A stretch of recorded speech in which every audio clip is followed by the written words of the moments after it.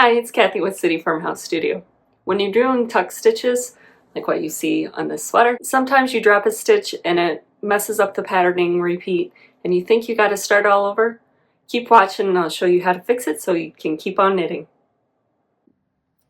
Okay, so I wanted to show you this is the second time it's happened to me with this pattern. I did the back already and it didn't happen, but you can see I've dropped a stitch as I was knitting one of the tucks. So here's the stitch that I don't even know if that was the hold or not, but show you how to fix it. It's not a big deal. You just kind of have to count back and see where you're at. So I can see I already have 2 wraps on my next needle along with the current stitch.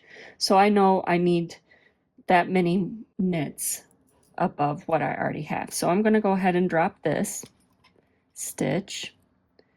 So those 2 are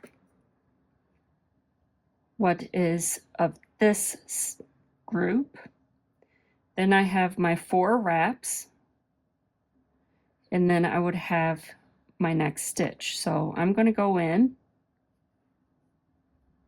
and I've dropped an additional one, so I'm going to re-knit that.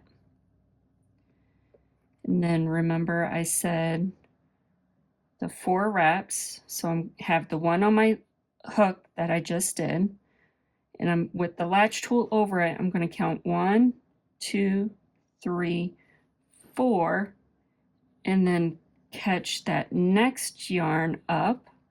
So that would have been the first changeover. Knit 1 more,